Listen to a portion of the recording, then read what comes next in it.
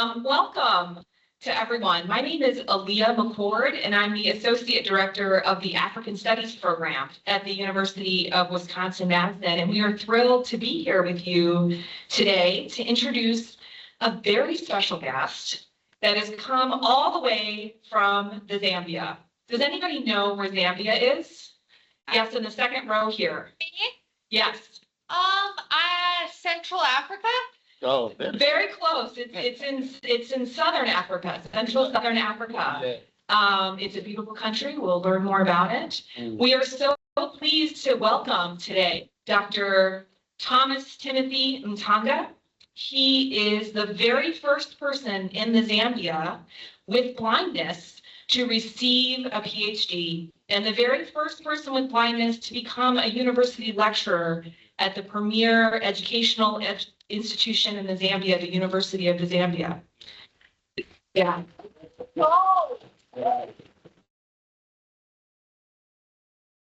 Dr. Mtonga is a disability rights advocate who advocates not only for people with blindness and low vision, but for other people with disabilities around the world, not just in the Zambia.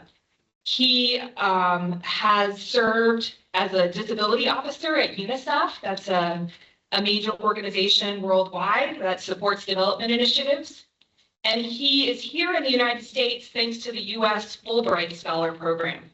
So the Fulbright program brought him here to do a semester at the University of Minnesota, and we were thrilled to welcome him to Wisconsin to share his story. I'm not going to say much more about Dr. Mtonga other than it's been such a pleasure to host him in Madison. And when I was putting together his itinerary to visit Wisconsin, he asked specifically if there was a school for the blind and low vision. And I said, well, actually, I'm not sure. So I found you guys and learned more myself about this place. And Dr. Mtonga was extremely eager to meet with you and to share more about his background and his work. And so with that, please join me in welcoming Dr. Thomas Mtonga. yeah.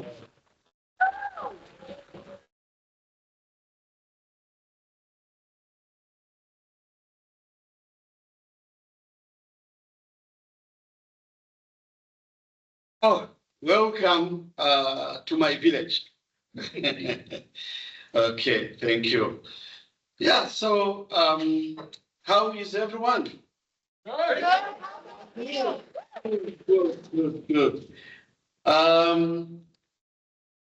Don and the principal, maybe I know, let me play it a different way.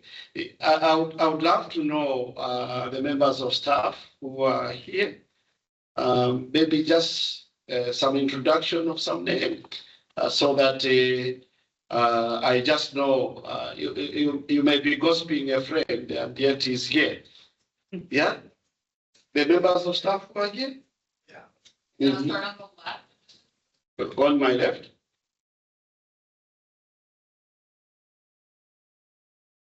Left. Yeah. Don Soto, Outreach Director. Good. Dan Wenzel, Director. Good. Kate Guru, Principal. Oh, what's your name again, principal? Kate Guru. No, I think let me do the first one. Ken? Kate. Okay. Yep, just Kate. Good, yes, Ken.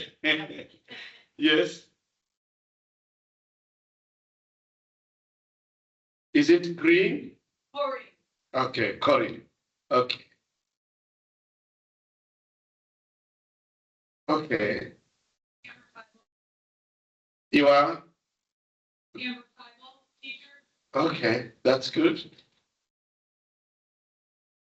Susan Littlefield. Susan? Yes. Okay. Anna Mark. Is it Anna? Hannah. Okay, Hannah. Okay. Andres, couple of dear students. What? The name again? Andres. Son. Okay.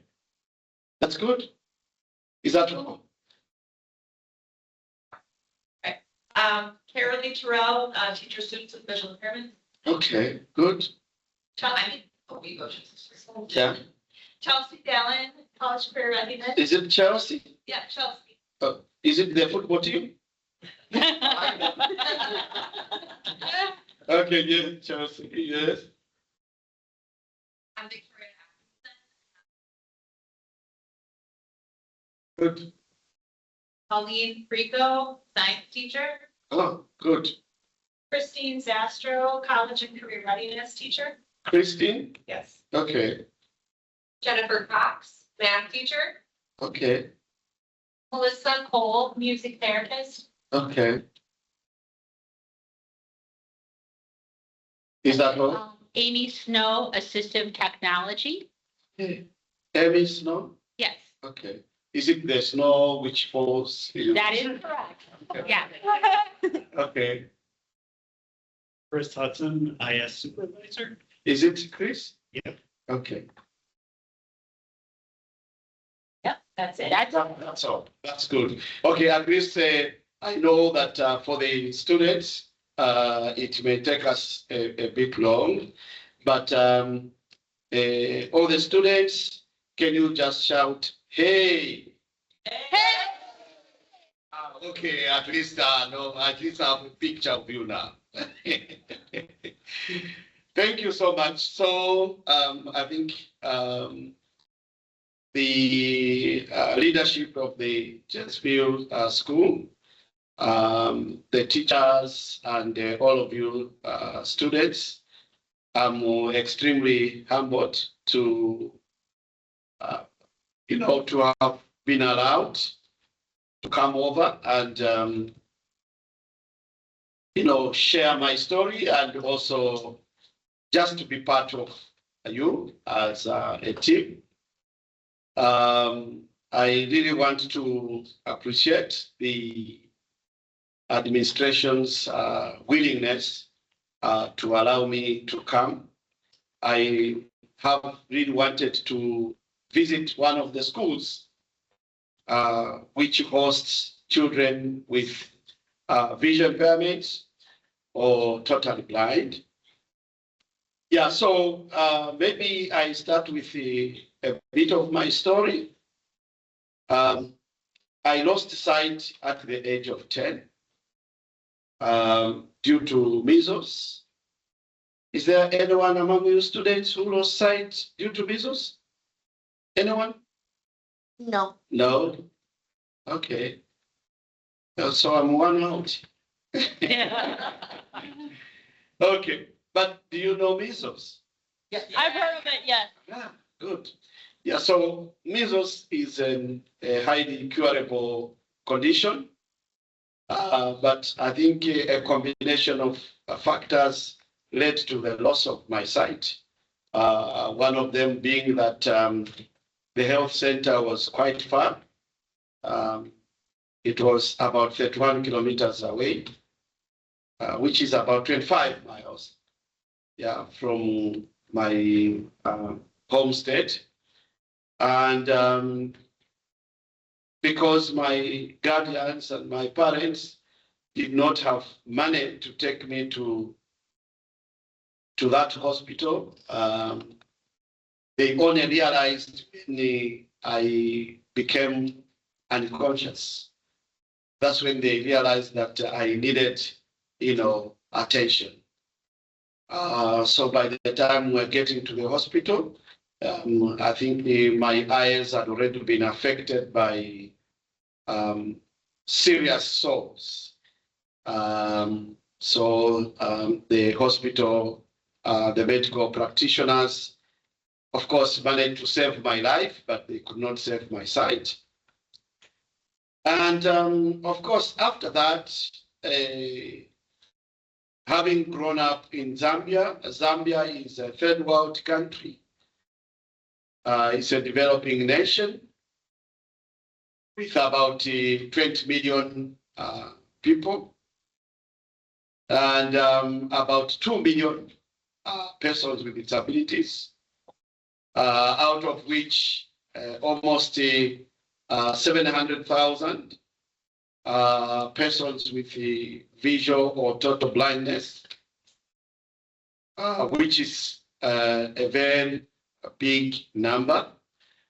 So my parents, of course, my parents were not educated.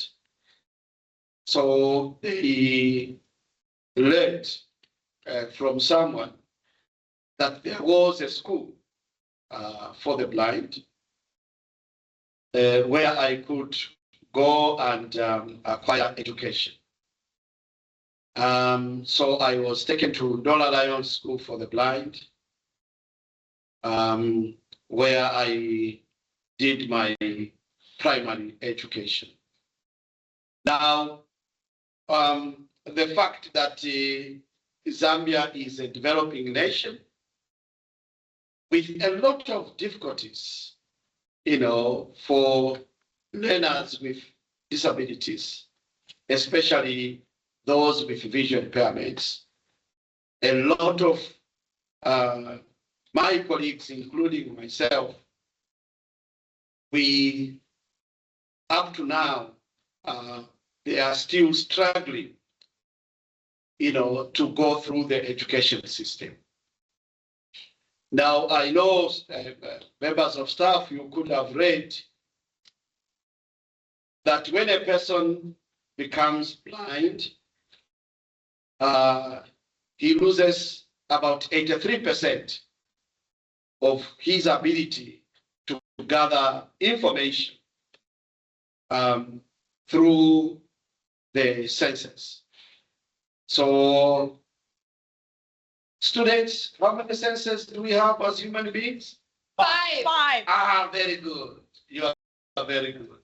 5 senses. So the sense of sight, hearing, taste, smell, and touch. Am I right? Yeah. Good. Out of the 5 senses, the most powerful sense is the sense of sight. So the sense of sight gathers 83% of the information which the brain uses to make daily decisions.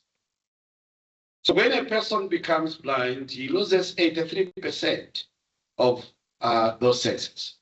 Now, what happens, of course, is almost magical, because the brain has what is called compensatory abilities to compensate on the loss.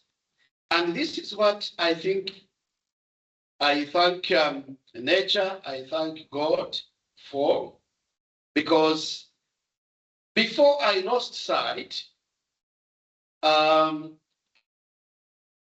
had started school as a sighted boy.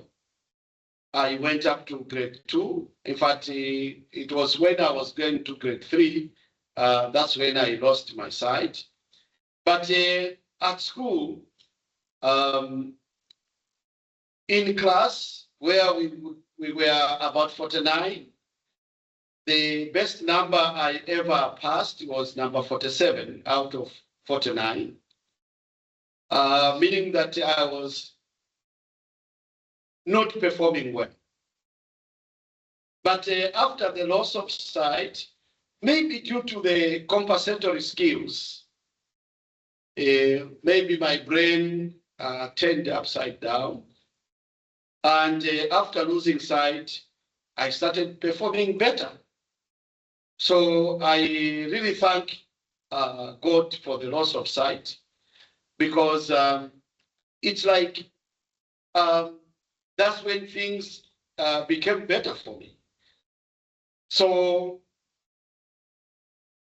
due to the struggles in the country, for instance, it was very difficult to finish my education because at the school where I went to do my secondary school education, we were the only blind pupils. We did not have any materials. At least I've heard there is a teacher specialized in assistive technology. Was it Christine? Who was that? Amy. Oh, Amy, yes. At least I'm happy to hear that there is a teacher purely dedicated to assistive technology. I didn't have any access to assistive technology. The only things that I would use were braille slates and the stylus. And there was no teacher at that secondary school who knew how to operate or how to read and write braille. So it was a lonely journey, which really, for me to excel, had to do with a lot of determination. I could have dropped out of school, but also the factors from the family members who did not understand that a child who is blind could learn and become independent in his life. So when I finished my secondary school, of course I did well, and I went to college, secondary school teaching college, where they also did not understand how to, how to educate a blind student. I remember just when I joined the college, the lecturers came together and said, "You guys, how are we going to work with Thomas? Because how do we read his braille? And how does he read our ink?" And so they suggested that I needed to be, redirected, maybe to another college, or I go back home to wait until the systems were put in place. And I said, no, you cannot do that. I suggested to them that give me a typewriter. Now, you guys, you look so young. Do you know a typewriter? Yeah. You know typewriter? I've used one a couple times. Okay, who can describe a typewriter?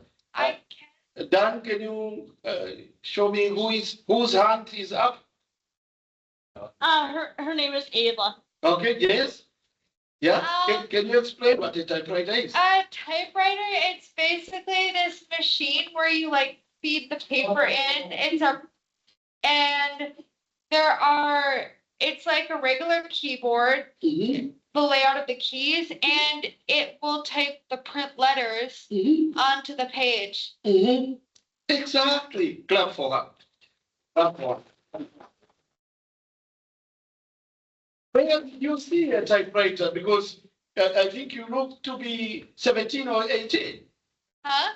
Where did you see the typewriter? Oh, my grandma had an old one from the 50s. That explains a lot.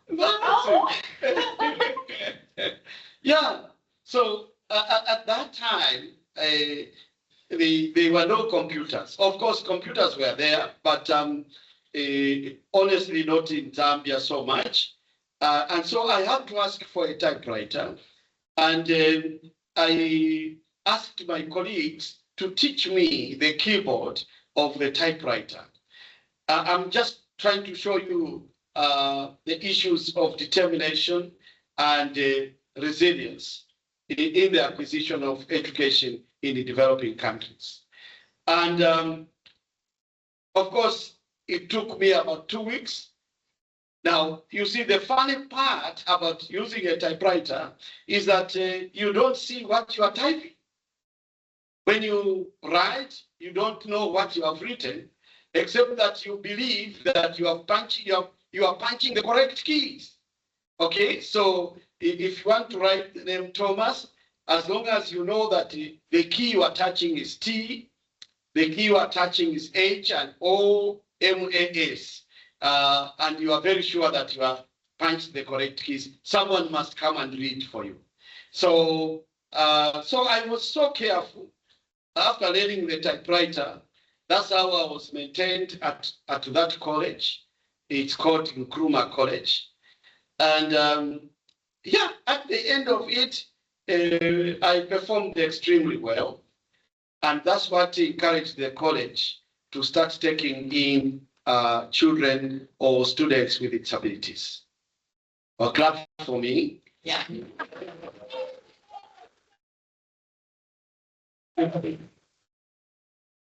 That's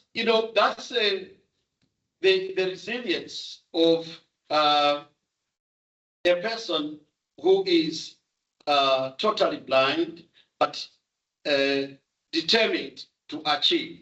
Now, I'm sharing these stories with you guys because I would like to see you at the top, regardless your disability, regardless your vision impairment, but see you at the top. Tell your neighbor, see you at the top. Tell your neighbor. Yes. So with my typewriter, I went into school and started teaching at a school for able-bodied learners. And later on, I went to the University of Zambia to do my first degree. And after my first degree, I was invited by the University of Zambia, which was the only university in the country. And I went there to do to be the first blind lecturer. Of course, by good blessing, of course, I did my master's. Of course, becoming the first blind person to do the master's in Zambia. And then as soon as I joined the University of Zambia as a formal lecturer, I was sponsored by UNESCO to go to Tanzania Institute of Education to do my postgraduate diploma in curriculum design and development, which after I finished that, I was identified by Open Society Foundation, run by George Soros here in the US. And I was sponsored to go to Turkey to do sociology of globalization at the University in Istanbul. When I finished that, they were impressed with my results. Then they sent me to the University of Leeds, where I did my second master's in international human rights law for 1 year, 6 months. And when I finished, I immediately started doing my doctorate degree with the University of Zambia. And of course, out of curiosity and out of inquisitivity, in 2021, I took some time off from the University of Zambia. I contested for a political position. In Zambia, the political system is that you have the president at the top, then followed by parliament, where people are elected to parliament. The people are called members of parliament. Here you have Congress. Am I right? Yes. Yes. Okay. So I contested as a member of parliament. Of course, I lost that one. But still, though, I moved on. I continued teaching at the University of Zambia as a part-time lecturer. And that's how I got employed by UNICEF. Then in 2024, 2025, I got this scholarship under the Fulbright Post-doctoral scholarship, which I'm doing at the University of Minnesota with Professor Chris. Yeah, now, this is a very interesting. Currently, I'm also working with the colleagues from the University of Radboud University in Netherlands, Professor Willem, and Cameroon Baptist University and Rwanda University. We are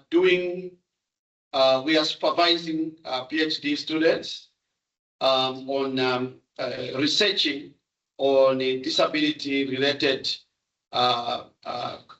projects, and the results we keep sharing with the Liana Fords of Netherlands, so that when they are planning their interventions, they use the research, the research evidence that we will have provided. Now, I really want to think that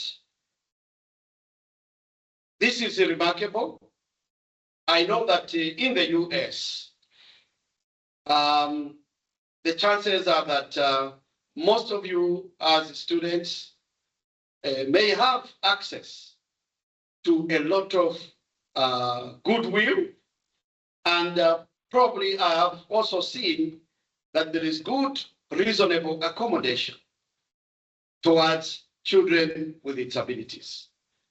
Unlike back home in Zambia, where we have, for instance, more than 500,000 children with disabilities, out of whom only about 138,000 are in school. So meaning that the 360,000 children with disabilities are wallowing in poverty in their villages, in their homesteads.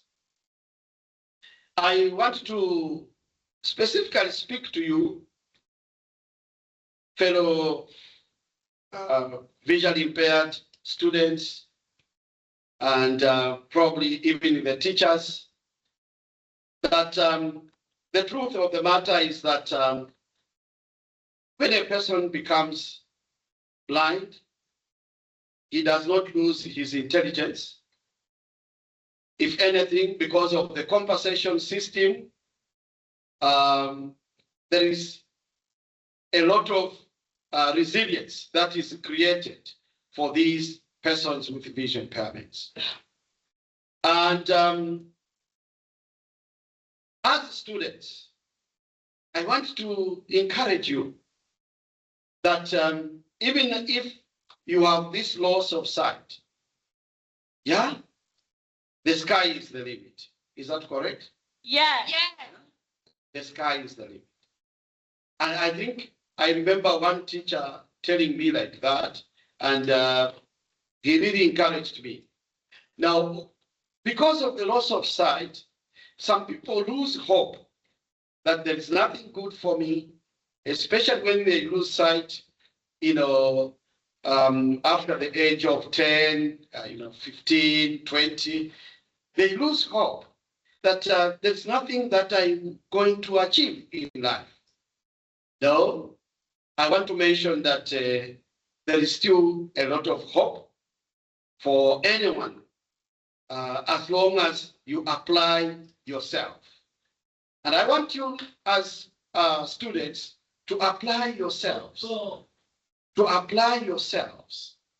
Ensure that you put in all the best, because the truth of the matter is that the US may not be like my situation in the country, in Zambia, where my fellow blind children with vision impairments are struggling, literally struggling to get some education.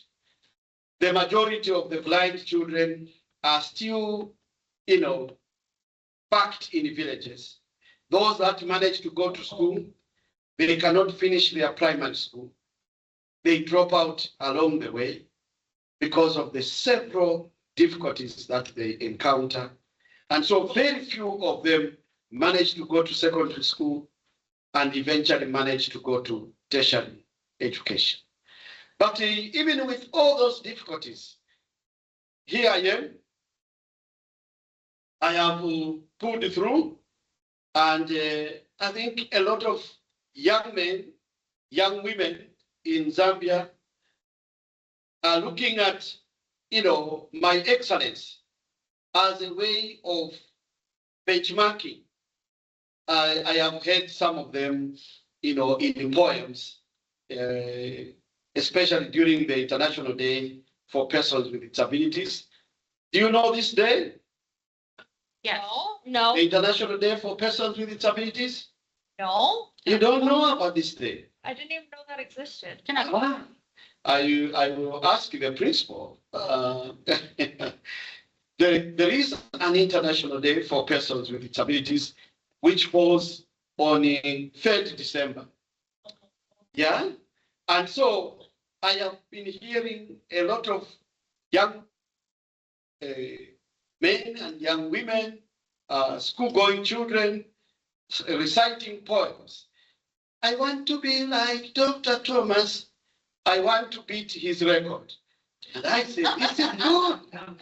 This is good. Because if someone is looking at a situation where he can beat my record, then we are honestly contributing to the development of the disability movement and the disability rights. So currently, of course, I advocate for disability rights, and I speak for my children with disabilities in the country. And I think, let me not go far beyond this. The best thing that I can honestly wish all of you, as my fellow blind individuals, is ensure that you put in all the best, overcome the barriers, and stand for independence. If you can live independently, if you can sustain yourselves as individuals, that will be the best for you and me. And I want all of you to achieve your intended goal. And I want to thank you, teachers, for the efforts that you are putting in to ensure that these children with vision impairments acquire, this education. And I remember yesterday I was sharing at Madison University, where I shared one important paragraph from the United Nations Economic, Social, and Cultural Committee, General Comment number 13 of 1999, which in part states that education is a human right, and it is a weapon to realize other human rights. Once you acquire education, you have the correct people to realize other human rights for yourself as a blind girl, as a blind young man, so that you live an independent life. And this is what I wish for you. And I pray that God will grant you that success. Thank you so much.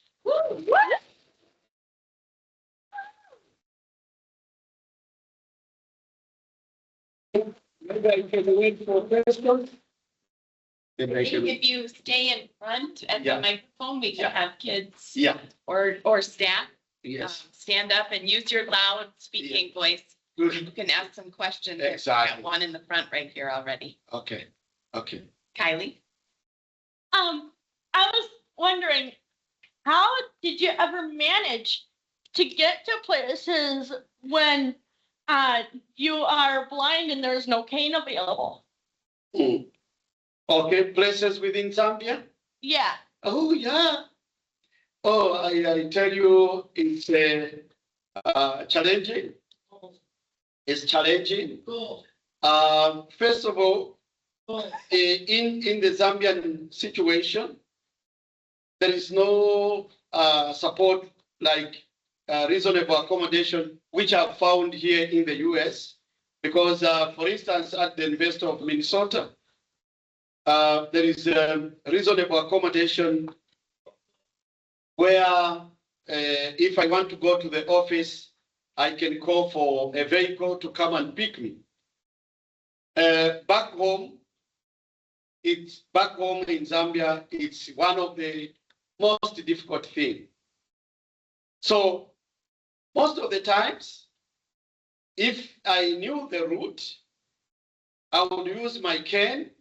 Of course, I still have my cane here to navigate, to find my way. And there have been, of course, there have been a lot of nasty experiences. For lack of time, I will not go into that. I remember one time I was walking alone, going to the school, to my secondary school, and I was going straight into the bridge, and someone saw me from afar, and he ran towards me to come and grab me out from where I was almost falling into the bridge. Apparently, that bridge did not have, the side pavements. So I was literally going to drown in that bridge. Oh. Yeah, so many times I would, when I'm walking alone, I would ask people if there are people, and most of the people would be kind enough to lead me where I needed to be. But, now that I'm independent, at least I have my children, and I keep a lot of people at my home. So I actually started buying cars when I was a teacher, a secondary school teacher, so that I could be driven around. So even up to now, I taught my wife how to drive, because when we bought our first car, she didn't know how to drive. So I would tell her, step on the pedal here. And look, can you see it's going into a ditch? Come on, step on the brake here. Yeah, so we taught each other how to drive. And so now, at least now that I'm independent, I'm working, I can invest in the vehicles. So most of the times I am driven around by either my dependent, my son, or even some driver. But before all that, I used to walk alone, even to ride on buses alone. And sometimes even when you stop over, because in Zambia, buses, along the road, you have no designated toilets. So you find that the bus will just stop by the bush. And you need to find your way into the bush to go and pass water, to go and pee. So you are blind, you are alone, you don't know where you have stood, whether there are people in front of you, whatever it is. Yeah, so apparently, I think I forgot to mention, I came with my professional sighted guide from University of Minnesota, Liz. Yeah. Yeah. Liz lived in Zambia. They did hear you. Oh, hi, I'm Liz. She lived in Zambia and she knows what I'm talking about because she used the public buses in Zambia. I also came with my son, my third born son. Uchizgi, can you? Hello, I'm Chizgi. Yeah, so that's my third born son. He came to stay with me here in the US, especially to see how he could be helping me around. Yeah, so those are some of the difficulties. You said Kelly, what was the name? Kylie. Okay, yes, Kylie, yes. There are two more questions. Good. Ava first and then Rose. So you said you were a disability rights activist? Yes, yes. How can somebody get into that, especially because that is something that really interests me and I want to get more involved with? Mhm, mhm. Thank you, Eva. Maybe Rose can also ask. My question, you told us a lot about like how and what you did, but why? Why do you push yourself to this extreme? That's a very interesting question. Okay, so Eva, to get into disability rights, I think it's passion. When you see what other persons with disabilities are passing through, the difficulties and the challenges that surround other persons with disabilities, including yourself, you develop passion to become an advocate for everyone. And I know that there are people with disabilities that would not love to speak for other persons with disabilities. As long as they are comfortable, they forget about others.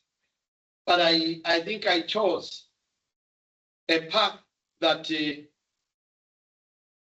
struggles I've gone through, I should speak for the others. It should not be the correct thing that everyone should pass through what I've gone through. And I think, Eva, you stand, very good chances to speak for your fellow persons with disabilities, visual impairments, or other disabilities in the US, as long as it's part of your passion. It is and it always has been. You have that? So you can advocate for other persons with disabilities so that, the difficulties, the barriers that persons with disabilities encounter, it's only when we speak about them that the society will realize that we can do better. And question from Rose, why all those extremes? Oh, yes. Actually, I've not shared my full story, Rose. There are deeper extremes than what I've shared. The issue is that, firstly, when I lost sight, people were coming to literally pay condolences as if I was dead. Yeah. Oh, And then, so they were telling my parents, oh, now that your son is blind, he's as good as the grave, he's, as good as dead, he will not be able to do anything. And I want to pinch myself, am I still alive? Then I realized that what they were literally saying was that there was nothing good for me. And of course, I saw in the villages where I lived that most of the persons with vision impairments lived horrible lives. They were entirely dependent on the support from other people.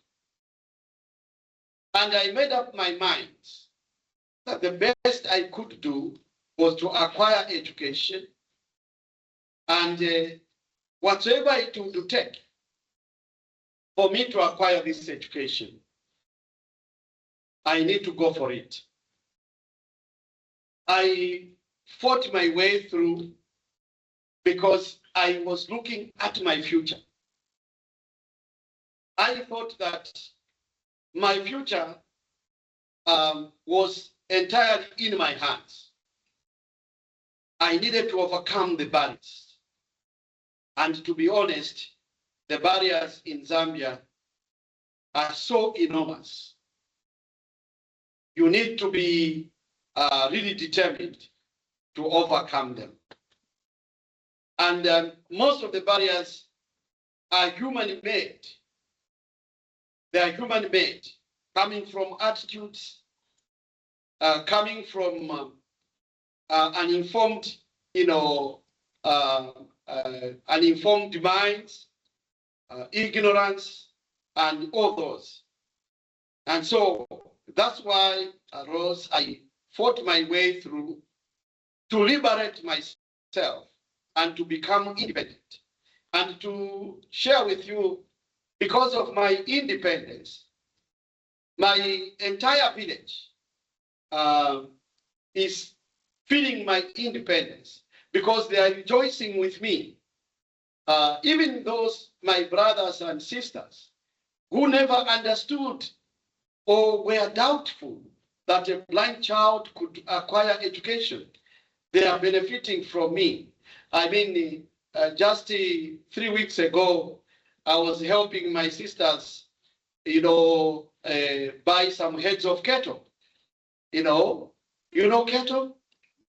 Yeah. Yeah. So you can see they are getting those things because of my independence, because of my ability to earn, and that's why they are also enjoying. I've educated at my home, just at my home, more than 43 children who have gone through to universities, and now they are working and they are living independent.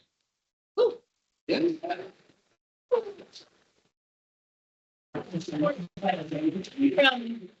Three questions. Three questions? Miss Colleen Prico, she's our science teacher. She's also finishing her teacher of the blind and visually impaired. Okay, please, Karim. I was just wondering how, when you were in school, how did you access your materials? Was it like mostly Braille or using technology?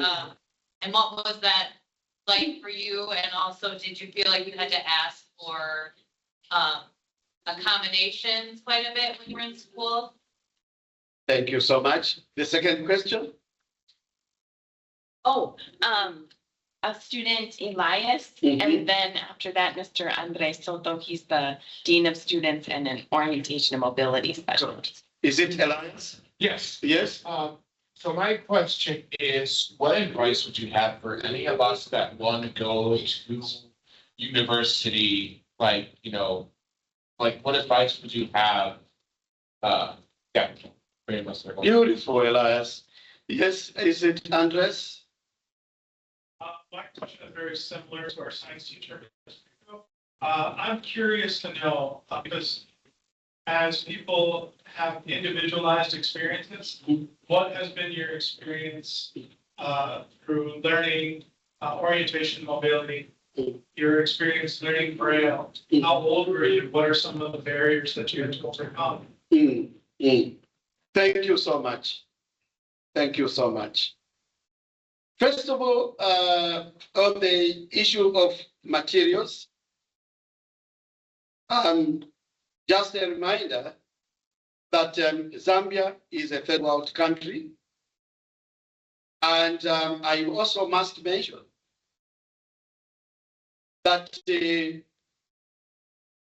is nothing like reasonable accommodation, really, for children with especially with visual impairments.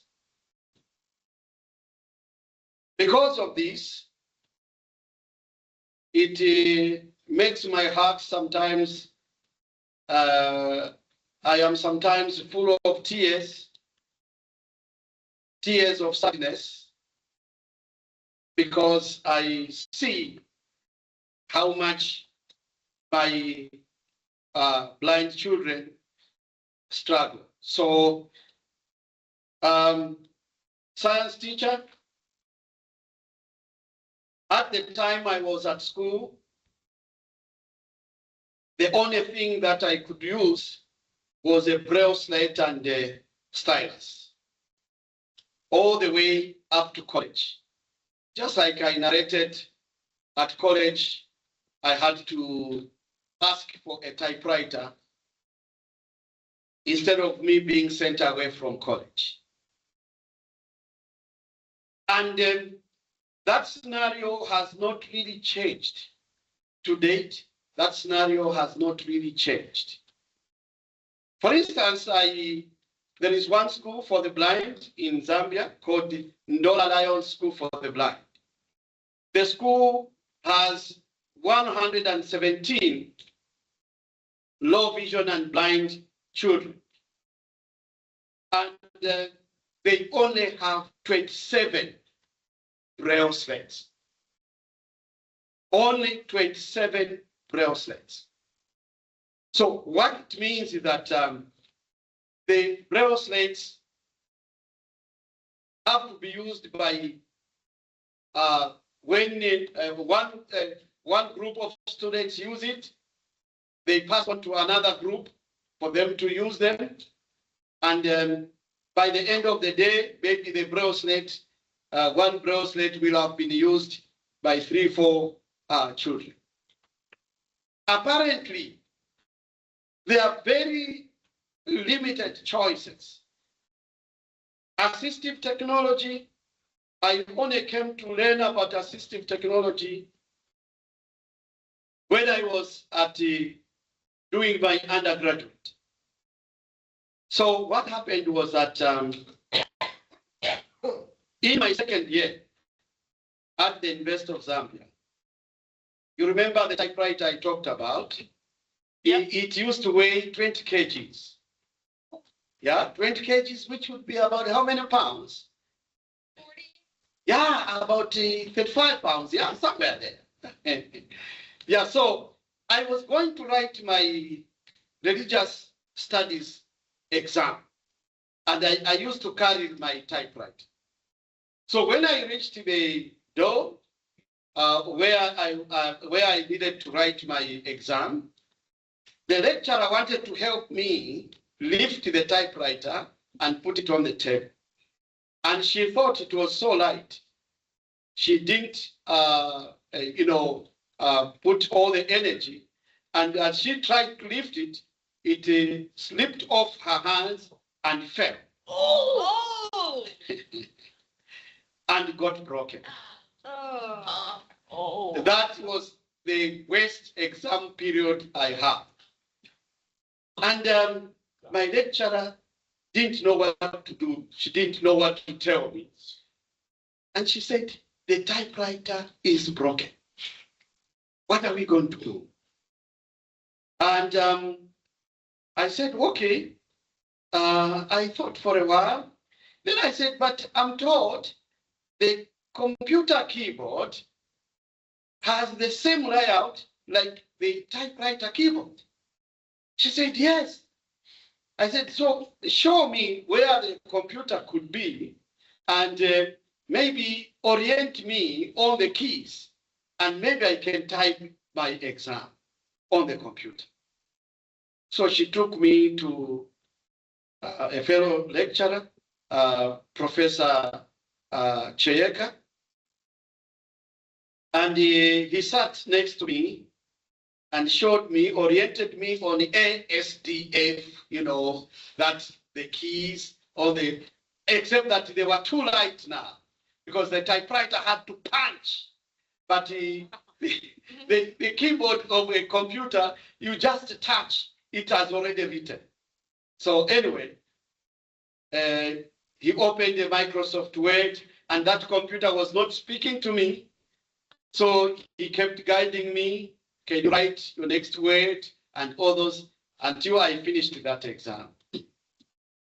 And I shared this problem with the chaplain of the University of Zambia, that my typewriter was broken, my future was blank. And he started looking around for what could be the solution. And he got in touch with his colleagues in UK, who told him that no, blind individuals now can use a computer which has where you can install a speech software and it will be able to speak to him. And we worked towards that until I got one computer, one laptop in 2006, which had a software called Dual Screen Reader. And I started orienting myself on how to use that laptop. And that became the change I really needed to have. And that access now meant that I had access to very high technology, which most of my persons with vision impairments in the country have no access to. I mean, I've been teaching at the University of Zambia, where most of the students who come knowing nothing about how to use a computer for themselves. And this is really my challenge now. So I came up with an organization called Defeating Blindness in Zambia. The aim of that organization was specifically to be training my fellow blind individuals on the usage of assistive technology like computers. Unfortunately, of course, we had the first computers which were obsolete because they were using Pentium. Pentium was the first processing, I think, the processing windows of the computers. So we are no longer doing that, but I have been one of the great advocates for assistive technology. So to answer the issue of materials for the blind in the country, it's still a difficult task. In terms of orientation and mobility, yes, at the University of Zambia, one of the topics that I would teach in one of my courses is orientation and mobility, but it's not as developed as it is in South Africa, because South Africa, one of the neighboring countries, our colleagues have gone ahead to even teach orientation and mobility using guide dogs. Do you have guide dogs in the US? Yes. Ah, good. Yeah, so I've never used one. So if you can find one for me, I think I'll be very happy. Yeah, so in Zambia, the orientation and mobility as a skill is still quite underdeveloped, but most of the schools have been teaching that. I remember when I went to Magwero School for the Blind, we were trained on the serious orientation and mobility, where we would go out into the bush to fetch firewood. Do you know firewood, guys? Yeah. Oh, good. Firewood to come, because our kitchen had no electrical pots. They were using stove lit by firewood. And so every Friday, we would go into the bush as blind pupils to fetch firewood and bring, to the school. And it used to be a very interesting adventure, because you would be passing by, you are told by someone who is able to see, oh, you have just bypassed a snake. Then you start jumping. Oh, come on, maybe it's following me. Yeah, so that would be part of the orientation that Zambia is doing. So the question on what advice I would give to someone who wants to go to the university, I want all of you guys, all of you in here, think about going to the university. If you are going to the university, can you say I? Very good. But there are only about 5 who are saying I. If you are going to the university, say I. Okay. So, universities are a great resource for independent living. I mean, that's the only way you can also understand the world around you. And that's the only way you can have great access, to independent living as a person with a disability. And the good thing about your universities here in the US is that there is great reasonable accommodation. Great reasonable accommodation. Just before yesterday, and even yesterday, at the University of Wisconsin, I realized that they have what is called the Disability Support Unit, which is a disability resource center. So meaning that as a blind student, if you get there, the chances are that you'll be able to receive adequate, reasonable support to help you go through your education. Of course, they will not give you all answers, answers on a silver platter, but they will help you acquire the education accordingly. Back in Zambia, there is no disability support unit at any university in Zambia. So you have to fight it alone. You have to go through depression. You have to go through stress, overcome the stress alone. No one will be speaking to you except maybe those that are interested in your welfare. So you guys here, you have no excuse. I'll be very happy to see all of you go through your universities, whether it's University of Wisconsin, University of Minnesota. No, Wisconsin. Or they should go to University of Wisconsin. Exactly. So this will be very good because they have all the support they need to give to you. And you cannot miss that opportunity. If you don't want to go to the universities, please come to Zambia so that we pack you in the village. Beautiful. Thank you. So my advice is that all of you aspire to go to the universities. If as a person who is blind in Zambia, with all those difficulties, I managed to go to the university and managed to go up to doctorate, I don't see why you should miss your great opportunities in the US. Great. Woo!